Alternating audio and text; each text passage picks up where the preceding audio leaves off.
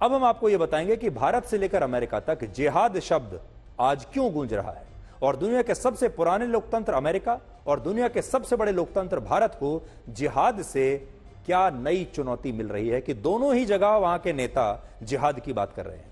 आज प्रधानमंत्री मोदी ने कांग्रेस नेता सलमान खुर्शीद की भतीजी मारिया आलम खान के वोट जिहाद वाले बयान को बहुत खतरनाक बताया और कहा कि उन्होंने तो अब तक लव जिहाद और लैंड जिहाद के बारे में ही सुना था, लेकिन अब लोग वोट जिहाद के बारे में भी बात कर रहे हैं।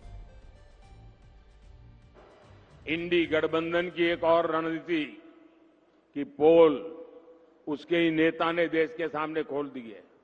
अब इंडी गठबंधन ने मुसलमानों से वोट जिहाद करने को कहा है। अब बताइए, हमने लव जिहाद सुना था, लैंड जिहाद सुना था और वोट जिहाद, और वो भी पढ़े लिखे मुसलमान के परिवार से बात आई है।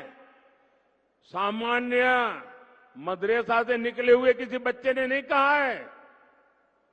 हाईली क्वालिफाइड फैमिली और कांग्रेस के वरिष्ठ पद पर बैठे हुए परिवार, ये मुसलमान परिवार ने कहा है, नारा दिया है वोट जिहाद करो। आप जानते हैं ना जिहाद का मतलब क्या होता है, जिहाद किसके खिलाफ किया जाता है। इंडी गठबंधन का साफ कहना है कि सारे मुसलमानों को एकजुट होकर वोट देना चाहिए।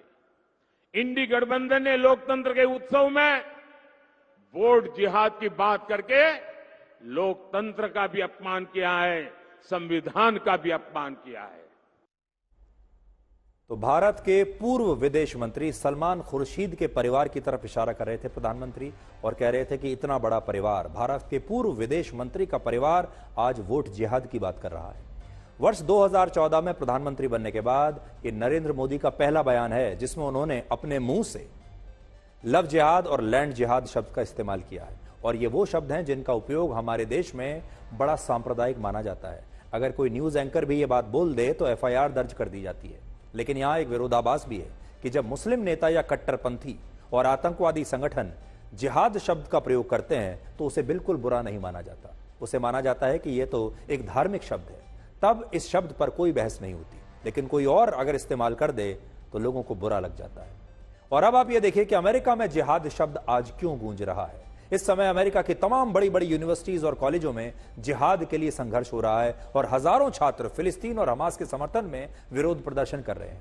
विरोध प्रदर्शनों को देखकर अमेरिका के ही लोग पूछ रहे हैं कि जब मुस्लिम देशों में इस वक्त इतना अमन चैन का माहौल है, तब गाजा के मुसलमानों के लिए अमेरिका में इतना संघर्ष क्यों हो रहा है। सोचिए, गाजा के मुसलमानों के लिए जो मुस्लिम देश हैं वो तो चुप बैठे हैं, वहां कोई विरोध प्रदर्शन नहीं हो रहा, और अमेरिका में वहां की यूनिवर्सिटीज में लाउड स्पीकरों पर नमाज पढ़ी जा रही है।